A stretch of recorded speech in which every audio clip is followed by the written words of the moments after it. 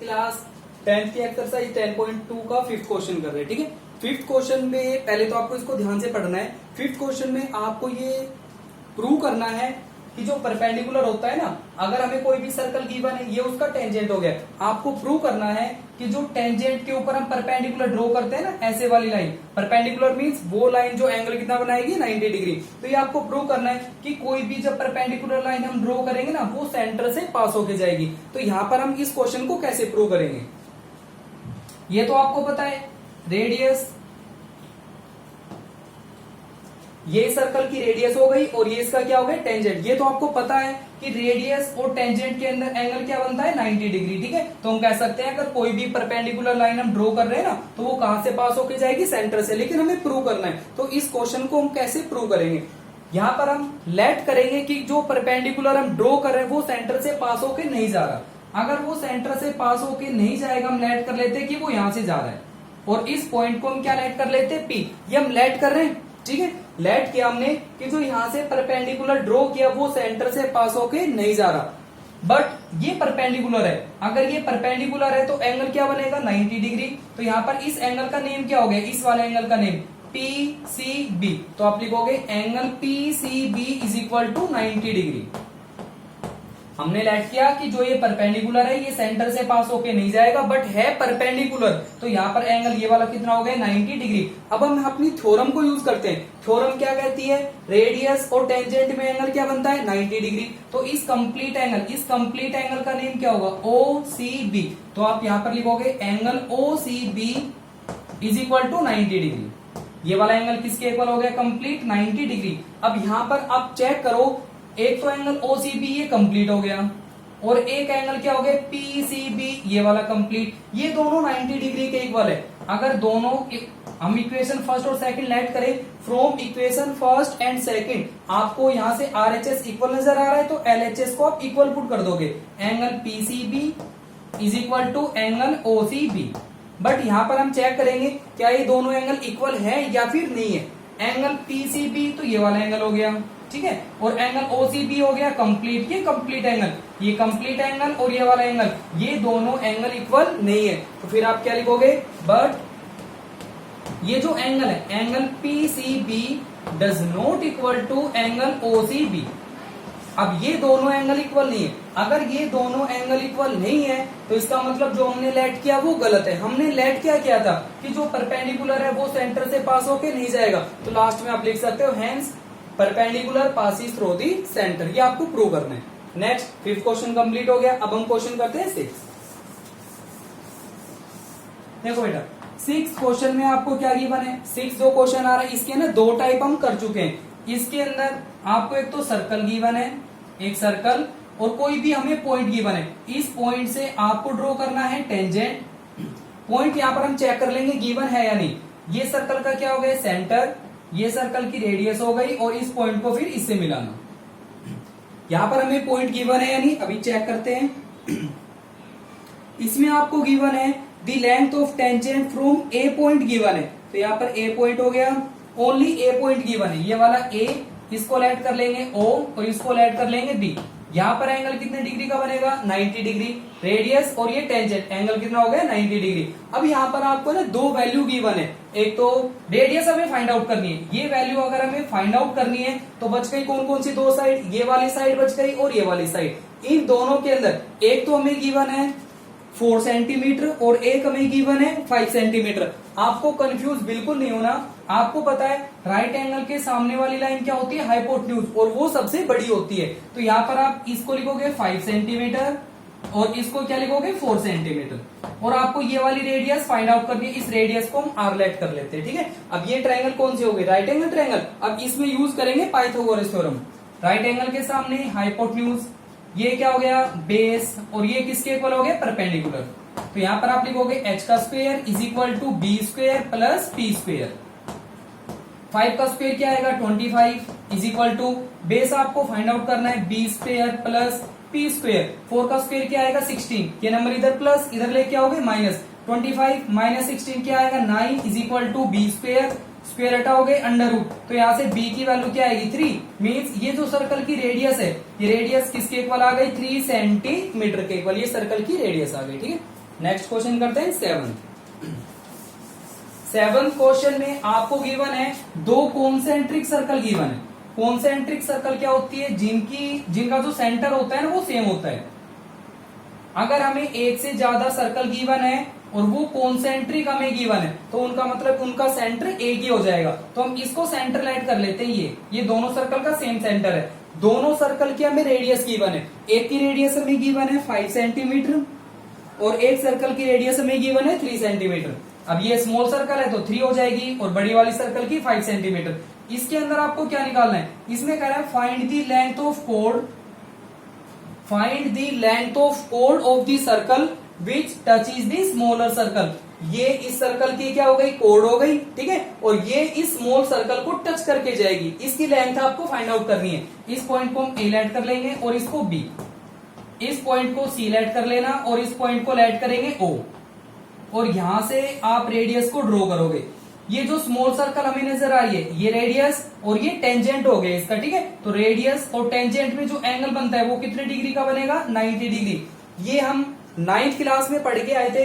अगर किसी भी सर्कल के अंदर जब कोई कोड होती है ना, सेंटर से जब हम कोड के ऊपर परपेंडिकुलर ड्रॉ करते हैं तो वो उसको बाइसेक्ट करती है। मींस जितना डिस्टेंस ये होगा ना उतना ही डिस्टेंस ये वाला हो जाएगा। तो यहाँ पर ओ से ओ को मिला देना। अगर हम ओ से ए को ज्वाइन करें, ये ट्रायंगल कैसी होगी? Right angle triangle. अगर हम ए सी को फाइंड आउट कर ले तो उसका डबल कर देंगे, 2 से मल्टीप्लाई, वो कंप्लीट ए बी आ जाएगी। अब इसके अंदर कैसे करोगे आप? ये वाली बड़ी सर्कल की रेडियस हो गई, ये क्या गिवन होगी? 5, और ये स्मॉल सर्कल की रेडियस है, ये क्या होगी? 3 सेंटीमीटर। और यहाँ पर इसको लेट कर लेंगे हम एक्स, कुछ भी लेट कर सकते हो, ठीक है। फिर ये जो ट्रायंगल है ओ ए सी, इन ट्रायंगल ओ ए सी, ये वाली कैसी ट्रायंगल है? Right angle triangle. और राइट एंगल ट्रायंगल में किसका यूज करेंगे? Pythagoras theorem. H square is equal to B square plus P square. H का स्क्वायर 5 का स्क्वायर क्या आएगा? 25। बेस आपको फाइंड आउट करना है, x square plus P square. 3 का स्क्वायर क्या आएगा? 9। ये नंबर प्लस इधर लेके आओगे minus 16 is equal to X square. Square हटाओगे अंडर रूट, तो यहाँ पर एक्स की वैल्यू क्या आएगी? 4। तो ये वाली साइड आ गई 4 सेंटीमीटर। अगर ये 4 है तो ये भी किसके इक्वल होगी? 4। फिर आप लिखोगे A B is equal to, जो ए बी कंप्लीट है इसका डबल करेंगे, 2 इंटू 4 किसके इक्वल आ जाएगा? 8 सेंटीमीटर। और यही आपको क्या करना है? फाइंड आउट करना है। कंप्लीट हो गया क्वेश्चन, ठीक है। अब हम 8th क्वेश्चन करें। 8th क्वेश्चन को करने से पहले एक इसके अंदर एक थ्योरम और है, पहले उस थ्योरम को समझा रहा हूं, उसके बाद करेंगे, ठीक है। थ्योरम क्या है?